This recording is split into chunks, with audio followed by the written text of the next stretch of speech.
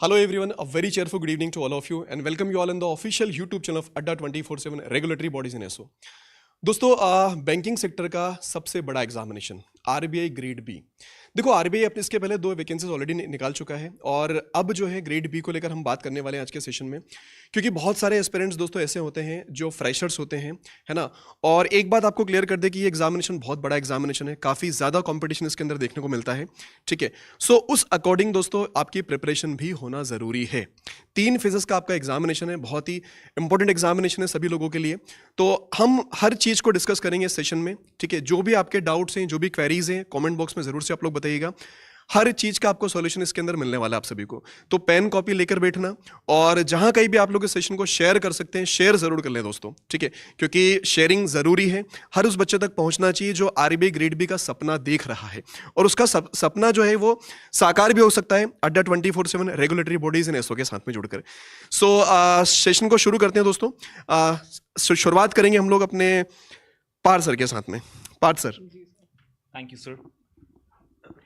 देखिए राहुल सर ने जब बात आरबीआई की करी तो हम सबके जहन में एक बात आती है। सर ने बड़ा लूसिडली एक चीज़ क्लियर करी कि हम बैंकिंग में एक ऐसे एग्जाम की बात कर रहे हैं जो कि बहुत ही ग्रैंड है, अपने आप में ब्रांड है, ग्रैंड भी है और अपने आप में ब्रांड भी है, और हर व्यक्ति इसका पार्ट बनना ही चाहता है, राइट। जब हम बात करते हैं रिजर्व बैंक ऑफ इंडिया की दोस्तों, तो इसमें अपॉर्चुनिटी जो निकलती हैं उसको हर एक व्यक्ति ग्रैब करना चाहता है। लेकिन यदि चाहत उतनी ही आसान होती तो फिर दिक्कत क्या थी। जब हम बात करते हैं किसी ऐसे लेवल को छूने की, जैसे कि मैं वही वाली बात करूं कि मुझे बुलंदियों पे जाना है, तो उसकी तैयारी के लिए भी मुझे अपने आप को बहुत मजबूत करना पड़ेगा। तो उसी मजबूती के लिए ये जो टीम है आपके सामने, वो आपको मजबूत बनाती है, अपने अपने सब्जेक्ट्स को लेकर आपको हौसला जो देती है वो बहुत ही अलग तरीके का होता है, जहां आप अपने कॉन्फिडेंस को रेज कर पाते हैं।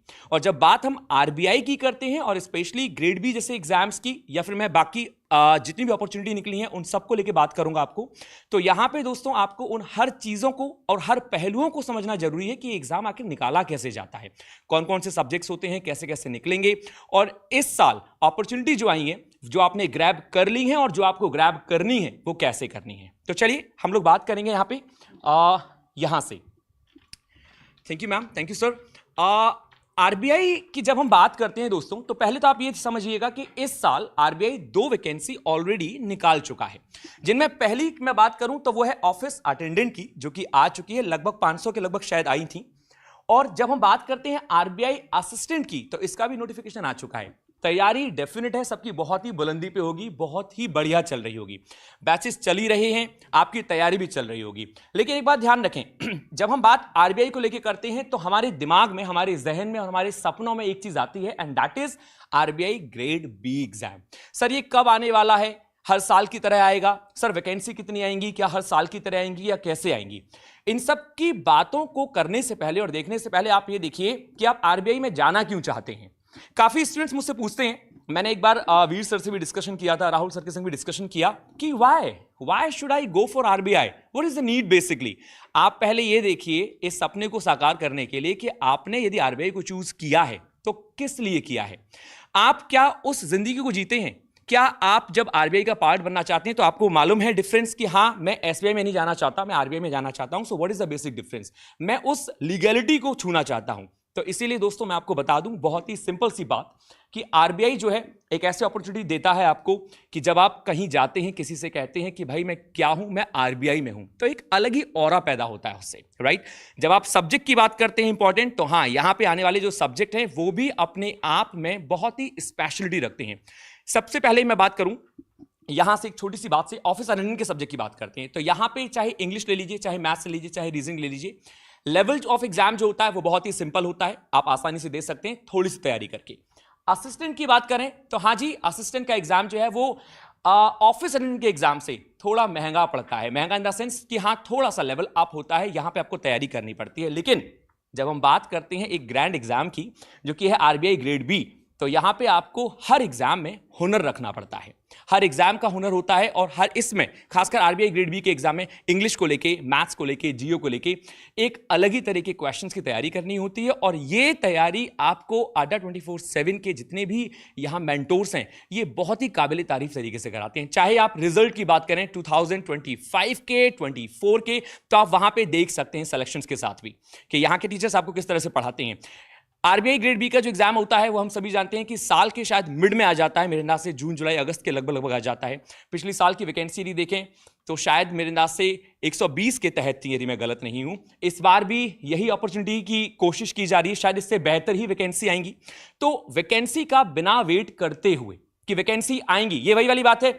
यदि मैंने ऑफिस अटेंडेंट का वेट किया तो आपको मालूम होगा कि कितने लोगों ने भरा है ये फॉर्म। जब कंपटीशन बहुत हाई हो जाता है तो मन में एक भावना, एक फीलिंग पैदा हो जाती है, क्या मैं वाकई कर पाऊंगा इसको? तो बजाय इस एग्जाम का वेट करते हुए आपको अपनी तैयारी को स्टार्ट करना है, आपको अपनी तैयारी को थोड़ा बुलंदियों पे पहुंचाना है, आपको हमारे साथ रहना है। हम सब आपको नॉलेज देते रहेंगे, जानकारी देते रहेंगे। मैं आशा करता हूं कि मेरी ये बातें आप तक बहुत अच्छे तक पहुंच रही होंगी। आरबीआई ग्रेड बी का एग्जाम सभी का सपना है और इस सपने को पूरा करने के लिए हम सभी आपके संग जुड़े हुए हैं, राइट? चलिए, तो इसके आगे मैं थोड़ा बढ़ता हूं। वाई आरबीआई ग्रेड बी, भाई ये तो मैंने बात करी, मैंने आपको बीच में ये भी बताया था कि क्यों, लेकिन इसका सटीक आंसर क्या होना चाहिए? इसके आंसर के लिए मैं बुलाना चाहूंगा कि राहुल सर हमें बताएंगे कि आरबीआई ग्रेड बी क्यों। क्योंकि मैं अक्सर बैठता हूं राहुल सर के संग, तो मैं कभी चाय पे जाता हूं तो कभी कहीं जाता हूं तो मैं खुद ही पूछ लेता हूं कि Rahul sir RBI grade B ही क्यों?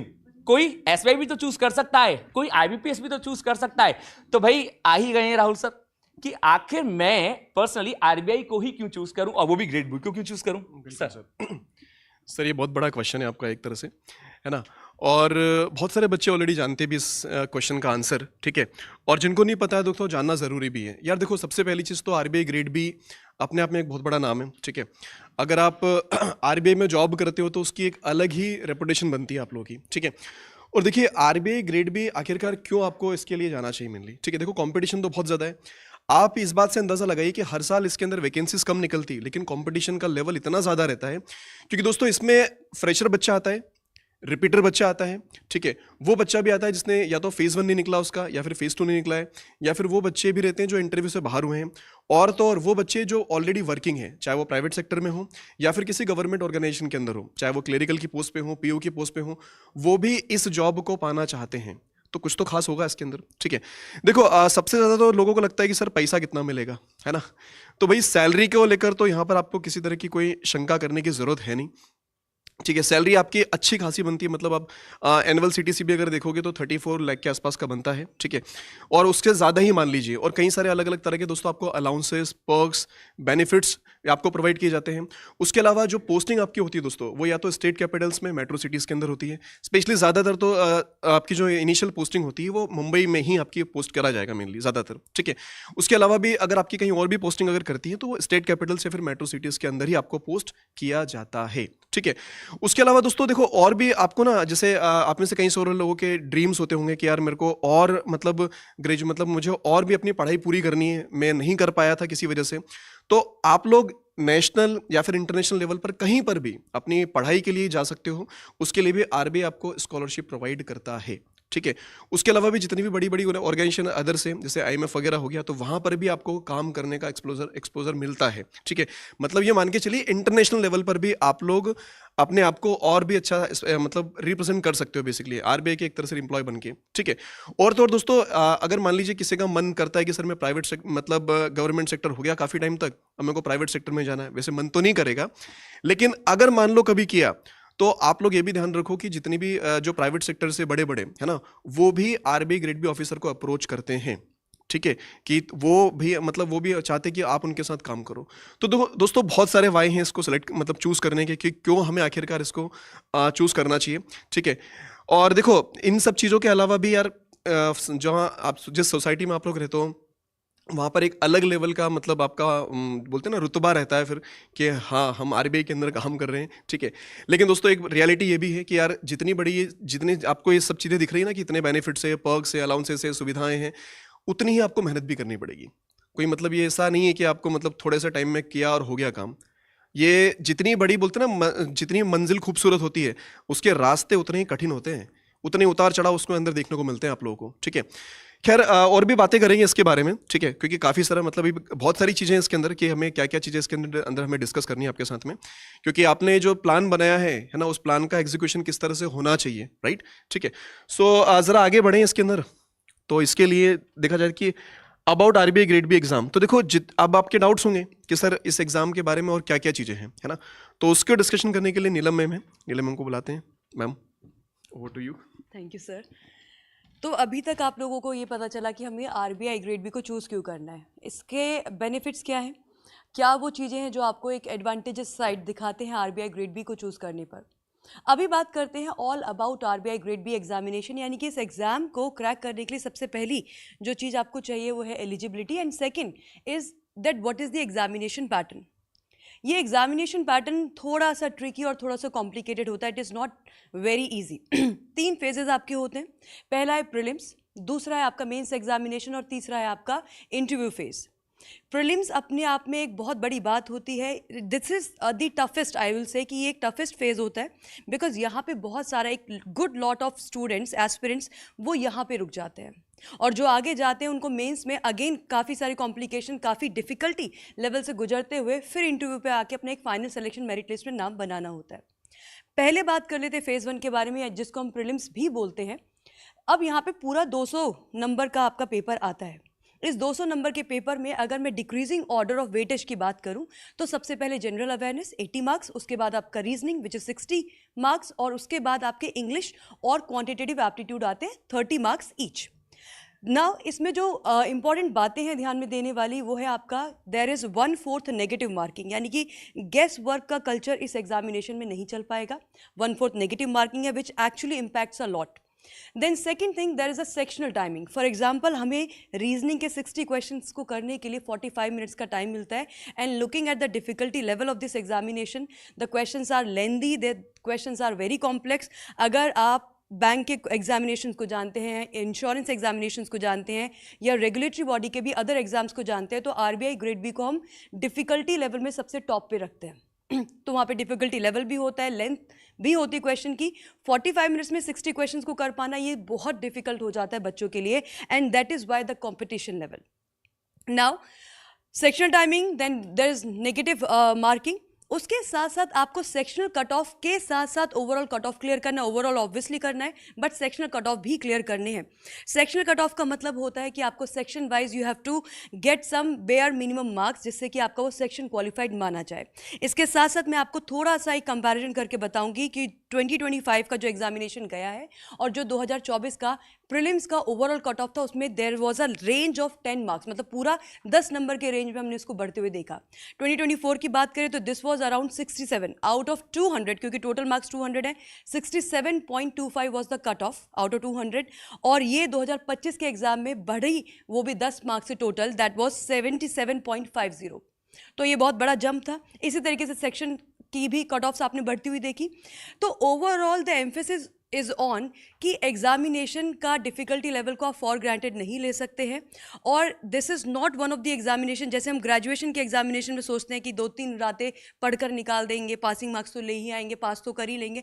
ये वो एग्जामिनेशन नहीं है। यहाँ पे आपको एक रिग्रेस, एक डेडिकेशन के साथ आपको तैयारी करनी पड़ती है, so that you can reach the level जहाँ पे आप उन कट ऑफ्स को क्लियर कर सकें। अब प्रीलिम्स के बाद हमारा मेंस एग्जामिनेशन आता है। मेंस के अंदर आपके 3 सब्जेक्ट आएंगे। इसमें 300 नंबर का आपका पेपर होता है, यानी कि 300 marks are allotted, 100 marks allotted to each of the subjects. एक सब्जेक्ट आपका इंग्लिश है, दूसरा है आपका FM which is finance and management, और तीसरा है आपका ईएसआई। तीनों के 100 मार्क्स होते हैं, बट यहाँ पे जो डिफ़िकल्टी आती है वो आती है आपकी ऑब्जेक्टिव के साथ साथ आपको डिस्क्रिप्टिव पेपर भी देखने को मिलता है। So one thing that you should have a good command over your content, but उसके साथ साथ कंटेंट के साथ साथ द रिप्रेजेंटेशन, आप कैसे अपने आप को, अपने आंसर को लिखकर बता रहे हैं, that comes in the descriptive writing. तो वहाँ आपको एक अच्छी अंडरस्टैंडिंग के साथ साथ प्रैक्टिस की ज़रूरत होती है, so that you can write a good answer. Then comes the third phase which is the interview, and that constitute of 75 marks. अभी जो हमारा फाइनल मेरिट बनता है वो बनता है आपका मेंस और इंटरव्यू के मार्क्स मिलाकर। नाउ अगर हम तीनों फेजेस की बात करें तो पहली बात फेज़ 1 क्लियर करना थोड़ा डिफिकल्ट होता है, उसके बाद हम मेंस और फिर हम इंटरव्यू की तैयारी करते हैं। तीनों फेजेस अपने आप में काफ़ी चैलेंजिंग होते हैं और रिगरस वर्क कहीं ना कहीं डिमांड करते हैं।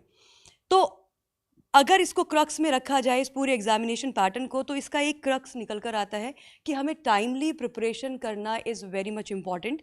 जो टाइमली प्रिपरेशन करते, बिकॉज आपका कंपटीशन उन लोगों से भी होता है जो कहीं ना कहीं जिनका सपना होता है यूपीएससी को क्रैक करना, और अगर वो नहीं हो पाता तो they come to RBI grade B examination, managerial level examination. तो यहाँ पे ना बहुत ही क्रिस्प क्राउड के साथ आप कॉम्पीट कर रहे होते हो। तो अगर आप इसको ड्रीम कर रहे हैं, आप चाहते हैं, if you are sincerely looking forward to become RBI grade B officer, then you have to start early. And अगर आप स्टार्ट अर्ली करते हैं, then there is a good chance कि आप इस एग्ज़ाम को वन टाइम यानी कि वन गो में निकाल पाए। I think that was all about the RBI grade B examination pattern. Next we will be talking about that how can you prepare, right? So how can you prepare and how much time it will take. तो I think Veer sir will lead you from here कि हम कैसे prepare कर सकते हैं, कितना time हमको देना चाहिए, एंड उसमें किस तरीके से आप अपने आप को स्ट्रेटेजाइज कर सकते हैं। Sir thank you ma'am. देखो दोस्तों, यहाँ पे आरबीआई रिलेटेड जो है आपके मन में एक चीज़ रहती है जब भी हम कोई प्रिपरेशन स्टार्ट करते हैं कि यार कितने टाइम में इसको प्रिपरेशन को किया जा सकता है ना? करने को तो प्रिपरेशन 2 दिन में भी की जा सकती है, 2 महीने में भी और 2 साल में भी, लेकिन what is the appropriate time जो आप यहाँ पे मान के चलिए कि आपको इतना टाइम लगेगा, तो वो कहीं ना कहीं देखिए 5-6 मंथ्स के अराउंड आपको लगेगा, और लगाना भी चाहिए। अगर आप इससे कम टाइम लगा रहे हो मतलब आप कहीं ना कहीं शॉर्टकट्स ले रहे हो। अब मैं ऐसा क्यों कह रहा हूँ शॉर्टकट्स ले रहे हो? देखो, शॉर्टकट्स आपको फेज़ 1 फेज़ 2 निकालने में कहीं ना कहीं हेल्प कर सकते हैं, लेकिन अल्टीमेटली एक इंटरव्यू राउंड भी है जहाँ पे आपकी कंसेप्चुअल अंडरस्टैंडिंग भी टेस्ट की जाती है। मैं अभी जब कुछ मॉक्स ले रहा था तो कई बच्चों के जब हम बात करते हैं कि they are into the interview stage and बहुत बेसिक चीज़ें जो है even related to RBI functioning they are not very clear, है ना? तो वो कंसेप्चुअल अंडरस्टैंडिंग की जो चीज़ें हैं वो आपको बहुत अच्छे से आनी चाहिए हर स्टेज के रिगार्डिंग। अब अगर आप सपोज हम कहते हैं कि फेज़ 1 टफ है, फेज़ 1 टफ इसलिए क्योंकि आप हर सब्जेक्ट की रिक्वायरमेंट नहीं समझ रहे। फेज़ 2 टफ है, फेज़ 2 इसलिए टफ है क्योंकि आपकी वो कंसेप्चुअल अंडरस्टैंडिंग ही नहीं है। आपको या तो डाटा मतलब आपको चीज़ें याद नहीं रहती या आप उसको प्रेजेंट नहीं कर पाते, है ना? तो आरबीआई एक देखो, अभी जैसे राहुल सर ने आपको वाई आरबीआई के बारे में बताया, मोर लाइक कि यार सैलरी बहुत अच्छी है, सब कुछ अच्छा है। देखो, जब आप टॉप नॉच चीज़ों को कहीं ना कहीं टारगेट करते हो तो उसमें टाइम लगता है। It's not a sprint, it's a marathon, है ना? और ये आपको कहीं ना कहीं लंबे समय तक मेहनत करनी पड़ती है।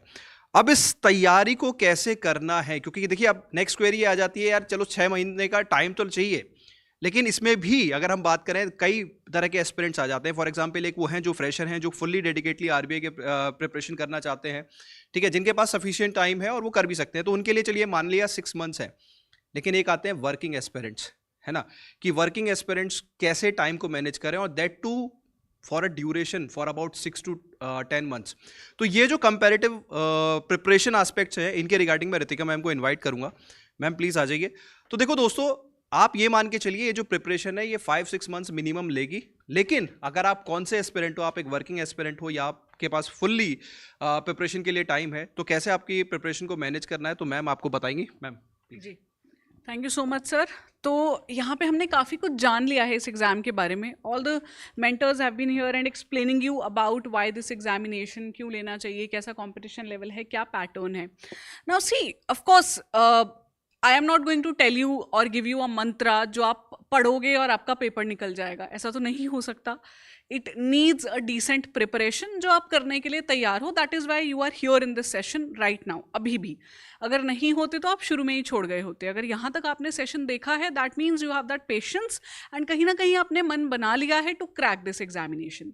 Now if you have to crack this examination कि मुझे ये करना ही है, तो you must have that grit, that dedication also. और यहाँ पे ना एक बहुत बड़ा जो वर्किंग एस्पिरेंट्स हैं उनके मन में रोड ब्लॉक आता है। दे हैव दिस नोशन कि maybe you know the people who are working, who are non working, who are preparing full time, उनको बहुत एडवांटेज है मुझसे। ये वर्किंग एस्पिरेंट्स के मन में हमेशा देखा है मैंने। और जो इधर बैठे हुए हैं उनको तो वैसे ही बहुत प्रेशर है, क्योंकि वो पढ़ने तो बैठ गए हैं सुबह से, लेकिन सिर्फ पढ़ाई नहीं हो रही है, बहुत कुछ हो रहा है। कंपैरिजंस चल रहे हैं, डे ड्रीमिंग चल रही है, नई नई नोटिफिकेशंस ढूंढ रहे हैं, फिर बीच में यूट्यूब में एजुकेशनल के अलावा बहुत और कंटेंट भी मिल रहा है, कंट्रोवर्शियल, पॉलिटिकल, सब देखना है। तो कहना मैं ये चाहती हूँ that both of these categories of candidates are at the same level. जो वर्किंग हैं वो काम कर रहे हैं, उनके पास समय बहुत लिमिटेड है, वो उनकी एडवांटेज बन सकता है। बनता भी है, जो सिलेक्ट होते हैं उनकी एडवांटेज ही बनता है, because they have limited time, so they know how to limit their resources, how to bring out the efficiency और ऑप्टिमाइजेशन कैसे करना है, यही आपको करना है। इसी माइंडसेट से कूदना पड़ेगा प्रिपरेशन में। ऑन द अदर हैंड जो इधर है ना, they have to decide their priorities in terms of number of exams they are going to take. आप हर आने वाला एग्जाम नहीं देने वाले हो कि ये भी आ गया भर दो, दूसरा आ गया भर दो, नहीं। You will stick to 2 or 3 examinations that are in consonance with RBI grade B. Example हो सकता है नाबार्ड ग्रेड ए, सबसे ज़्यादा कंपैटिबल एग्जाम है ना आरबीआई के साथ में। आरबीआई असिस्टेंट दे रहे हो, अच्छी बात है, क्वांट रीजनिंग इंग्लिश पढ़ोगे। नाबार्ड का डीए दे रहे हो, बहुत अच्छी बात है। इसके अलावा सेबी आ सकता है, तो रेगुलेटरी बॉडीज़ के एग्जाम तो हो ही सकते हैं। आप चूज़ कीजिए, क्लैरिटी लाइए, and then you have to make a routine for yourself. ठीक है, अब ये तो हो गई बातें कि आपको कैसे क्लैरिटी लानी है, क्या रूटीन लाना है। Next I want to talk about the resources, कि कहाँ से तैयारी करनी है। देखिए, वंस यू आर क्लियर, आपको सेकेंड चीज़ चाहिए रिसोर्सेज, क्योंकि रिसोर्सेज नहीं हैं तो कैसे पढ़ाई कर लोगे, कैसे तैयारी कर लोगे। जितना मर्जी सोच लोगे मुझे पेपर निकालना है, जब तक पेपर निकालने का कंटेंट नहीं है आपके पास, नहीं निकलेगा। वो कंटेंट टाइमली फाइंड आउट कर लो तो आपके लिए बहुत अच्छा रहेगा, क्योंकि उस कंटेंट के मिल जाने के बाद भी बहुत मेहनत लगने वाली है आपकी। ऐसा नहीं होगा कि कंटेंट मिलने में टाइम लगाते हैं, अभी ढूंढते हैं, अभी तो बहुत समय है। 6 महीने का रोड मैप दिखाया हमने आपको कि 6 महीने पड़े हैं, देखी जाएगी, नहीं, वो सिर्फ देखा जाता है तब। जितने ऑफिसर्स आज बन चुके हैं ना, जो आपकी तरह एस्पिरेंट्स थे, वो बहुत ज़्यादा डेडिकेटेड थे towards completion of the resources. मैंने ये नहीं कहा towards this reserve bank of India, नहीं, वो डेडिकेटेड इसलिए नहीं थे कि मुझे बड़ा पसंद है ये रिजर्व बैंक ऑफ इंडिया और मुझे बस ऑफिसर बन जाना है, उसके सपने लेने में डेडिकेटेड नहीं थे। वो डेडिकेटेड थे अपने सिलेबस को कंप्लीट करने में टाइमली, उसको रिवाइज करने में, और अपनी जो स्ट्रैटेजी है उसको रीप्लान करने में, अगर उनको लगता था कि मैं फेल हो रहा हूँ या हो रही हूँ। आपको भी यही करना पड़ेगा। It is not going to be a very easy journey, but of course we as your mentors can promise you कि ये जो आर्डुअस जर्नी होती है, ये जो बहुत ज़्यादा थका देने वाली जर्नी होती है, ये वर्थ इट होगी अगर आप तैयार रहते हैं तो। ठीक है, अब बात कर लेते हैं कि हम आपको क्या कंटेंट देने वाले हैं। तो we are going to provide you our course. उसके लिए मैं फिर से सारे मेंटोर्स को यहाँ बुलाना चाहूँगी, Rahul sir, Veer sir, Neelam ma'am, Parth sir, please आइए, क्योंकि सभी स्टूडेंट्स का हक है अपने मेंटोर्स को जान लें, है ना जी। चलो मैम, आप कोर्स बेचते हैं। देखो दोस्तों, सीधी सी बात है, यहाँ पे कोई फिलैंथ्रॉपी वर्क करने नहीं बैठे हैं। It's simple. देखिए क्या है, आपकी एस्पिरेशन से आरबीआई ग्रेड बी बनने की और हमारी एस्पिरेशन से कहीं ना कहीं मैच होती है कि यार आपकी आरबीआई ग्रेड बी की जर्नी को कैसे ईजी बनाया जा सकता है। तो मिड में जो रास्ता आता है वो आते हैं हमारे पेड कोर्सेज। नहीं तो यूट्यूब चैनल हमारा सब्सक्राइब करके रखो, वहाँ पे हमारी बहुत सारी रिसोर्सेज, बहुत सारा कंटेंट, अभी जैसे हमारे डिफरेंट एग्जामिनेशन से उनकी मैराथन चल रही हैं, हमारे डेडिकेटेड फाउंडेशन बैचेस चल रहे हैं, क्यूआरई के, करंट अफेयर्स की हमारी क्लासेस चल रही हैं, तो आप वो फॉलो कर सकते हो। नहीं तो हमारे पेड कोर्सेज होते हैं जो कि आपके कंप्लीट 1-to-1 हैंड होल्डिंग करते हैं, आपके सारे सब्जेक्ट्स को टैकल किया जाता है as per the exam requirement, and आपको एक डेडिकेटेड मेंटोरशिप भी मिलती है और एक लाइव क्लास का टच भी रहता है कि यार अपन में लाइव एनवायरनमेंट, क्योंकि बचपन से आदत होती है यार मेंटोर से डिस्कशन करना है। तो एक कहते हैं ना कि हमारा जो एडटेक है वो इट्स लाइक आपको ऑफलाइन का ऑनलाइन वर्जन है कि आपको मेंटोर से इंटरेक्शन मिलेगा लेकिन चैट के थ्रू मिल जाएगा, है ना। तो एक लाइव क्लासेस में पूरी मतलब लाइव एनवायरनमेंट में पूरा कंटेंट आपको कराया जाता है। तो इस कोर्सेज के फीचर्स के बारे में बात कर लेते हैं मैम जी।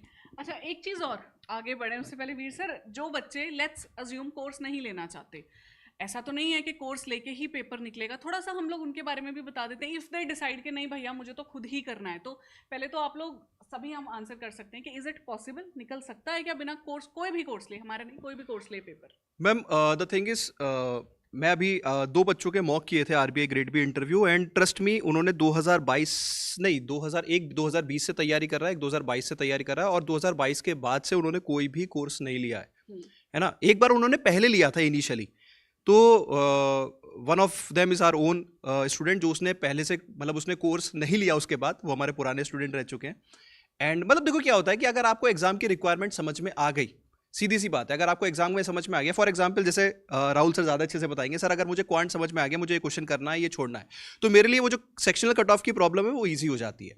है ना। तो देखो दोस्तों, आपको अपनी शार्पनेस बनानी पड़ेगी, अपनी स्ट्रेंथ बनानी पड़ेंगी, है ना, और आपको समझना पड़ेगा कि एग्जाम की रिक्वायरमेंट है तो है क्या, इस सब्जेक्ट की रिक्वायरमेंट क्या है। फिर उसके लिए अगर आपको वो समझ में आ गया तो आप सेल्फ स्टडी कर सकते हो, नहीं तो अगर आपको हैंड होल्डिंग चाहिए, शॉर्टकट चाहिए, तो फिर तो मैं I would say paid courses. मुझे ऐसा लगता है कि जैसे मैम का जो क्वेश्चन था, आई थिंक जब हम बिगिनर होते हैं तो बहुत सारी चीज़ों में हमारा टाइम वेस्ट होता है, एज इन कितना पढ़ना है, कहाँ से पढ़ना है, क्या हम जो पढ़ रहे हैं वो लेवल को मैच कर रहा है, या जो हम क्वेश्चंस लगा रहे हैं वो लेवल को मैच कर रहा है।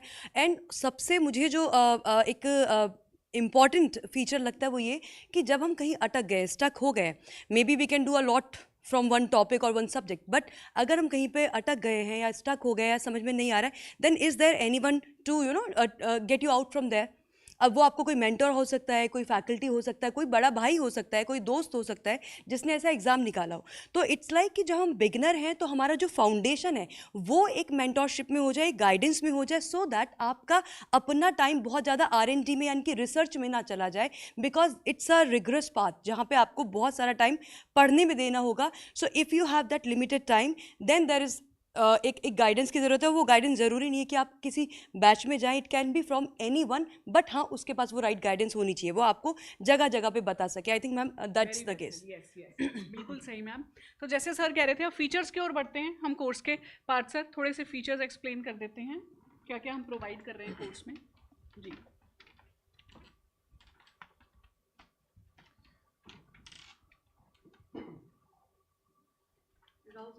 यहाँ पे हाँ, मुझे लग रहा है फीचर की स्लाइड जो है, राउत सर। हाँ जी सर। देखिए दोस्तों, जैसे कोर्स लेना नहीं लेना खैर वो आपके ऊपर डिपेंड करता है। जैसे अभी सर लोगों ने, मैम ने कहीं काफ़ी सारी चीज़ें आपको बता दी है कि भाई कोर्स लेना है कि नहीं लेना है, ठीक है। देखो पहली चीज़ तो ये कि अगर आपके पास सफिशिएंट टाइम है, जैसा 2-3-4 साल का टाइम है आपके पास अभी तक, है ना, तो आप लोग भाई सेल्फ स्टडी करो, लेकिन चीज़ों को एक्सप्लोर भी करना पड़ता है, ठीक है। अब बात आती है हमारे पास कि सर कोर्स क्यों लेना है हम लोगों को, ठीक है। सो देखिए, उसके लिए सबसे पहले तो आप लोग क्या करें, अड्डा 24/7 की वेबसाइट पर एक बार विजिट कर लीजिए, ठीक है। और विजिट करने के बाद में ये जो मिशन बैच आपको मिलेगा, पहले इसको अच्छे से एक्सप्लोर कर लेना कि इसके अंदर क्या क्या चीज़ें हैं। तो दोस्तों जैसे इसको थोड़ा सा एक्सप्लोर करोगे, मतलब करेंगे आप लोग, तो यहाँ पर आपको थोड़ा सा और जब जाएंगे, जैसे हल्का हल्का सा नीचे, तो आपको यहाँ पर सारी फैकल्टीज़ मिल जाएगी, कौन कौन सी फैकल्टीज़ हैं। उसके अलावा यहाँ पर आपको ये पता चल जाएगा कि इसके अंदर कौन कौन से मेंटोर्स आपको पढ़ाने वाले हैं, इस तरह से, ठीक है। फिर अगर आप चलोगे इसके अंदर, मतलब हर वो चीज़ जो आपको चाहिए रहती है एक बिगिनर को, जो एक फ्रेशर बच्चा है ना, जिसको कुछ नहीं पता है और उसको और ट्रैक पर जाना चाहता है, ठीक है, उसको रास्ता देना, सारे फैकल्टीज आपको मिल जाएंगे प्रॉपर वे में, ठीक है। तो ये चीज़ें, और अगर आप इसमें चाहेंगे तो यहाँ पर आप स्टडी प्लान भी प्रॉपर देख सकते हैं कि भाई मतलब किस फैकल्टी का कितने घंटे का सेशंस रहते हैं और कितने टाइम के अंदर वो कोर्स को कंप्लीट करने वाले हैं बेसिकली, है ना। तो ये बेसिक सी चीज़ें इसके अंदर सारी की सारी, वो एक बार ज़रूर आप लोग चेक कर लीजिएगा। और दोस्तों दूसरी बात ये कि अगर आपको ये कोर्स लेना है तो आप इसके लिए जा सकते हैं। और अगर आप में से वो बच्चे जो मल्टीपल एग्जाम्स को टारगेट कर रहे हैं, कि जिनको लग रहा है कि सर मुझे इसके अलावा दूसरे एग्जाम्स भी देने हैं, है ना, क्योंकि साल भर के अंदर दोस्तों ढेर सारे एग्जामिनेशन आते हैं, तो उसके लिए बेस्ट ऑप्शन फिर आपके लिए बन जाता है हम लोगों का बैंक महापेक प्लस, राइट। तो ये जो बैंक महापेक प्लस है, ये एक वन स्टॉप सॉल्यूशन है, जिसके अंदर भी आपको live class, video class, test series, e books, है ना, प्रीलिम्स, मेंस, इंटरव्यू, हर चीज़ की फैसिलिटी, हर चीज़ की क्लासेस आपको इसके अंदर मिल जाती है, ठीक है। तो इसके अंदर एक छोटा सा रेफरल कोड आपको यूज़ करना होगा जब इस कोर्स को परचेस करेंगे। सो आई थिंक चलिए, सो दोस्तों फिर इसको हम लोग आई थिंक ख़त्म करते हैं। तो वीर सर एक बार ज़रा आ जाइए। हाँ सर, 16 साल, 16 साल, ठीक है दोस्तों। अड्डा 24/7 को ना 16 साल हो चुके हैं इस इंडस्ट्री में, मतलब सबसे ज़्यादा टाइम हो चुका है, ठीक है। और 17वां साल जो है स्टार्ट हो चुका है। तो सर जी काफ़ी लंबा टाइम हो गया अड्डा 24/7 को। सर देखिए, कहीं ना कहीं लंबी जर्नी तो रही है, और अपनी प्रिपरेशन को लंबा मत करो, तो आपकी जर्नी लंबी ना हो, उसी के लिए यहाँ पे हम आपको अपने कोर्सेज पे बहुत ही ज़्यादा अफोर्डेबल मतलब डिस्काउंट ऑफर कर रहे हैं। मतलब अपने कोर्सेज को देखो, अड्डा is simply a name for affordability and quality, ठीक है। तो अफोर्डेबिलिटी तो आप इसी चीज़ से चेक कर सकते हैं कि जो प्राइसेस हैं मार्केट में, जो हम यहाँ पे ऑफर करते हैं, वो कोई भी मैचअप नहीं कर सकता, इंडस्ट्री में कोई मैचअप नहीं कर सकता। That's kind of a challenge, open challenge. अगर कोई मैच कर सकता है तो इतने सारे एग्जामिनेशन की coverage at a very affordable price, it's not easy. तो अड्डा it's a name for affordability, और क्वालिटी जो है वो हमारे रिजल्ट्स स्पीकअप करते हैं। कोई भी एग्जाम हो, वो आरबीआई ग्रेड भी हो, बैंक एग्जामिनेशन हो, कहीं ना कहीं अड्डा का नाम जो है हमेशा शाइन करता ही है। तो वो आप हमारे रिजल्ट जो हमने अभी पेज आपके साथ शेयर किया था आरबीआई, अगर आप रिजल्ट चेकआउट करना चाहो तो वो पेज पे मिल जाएंगे।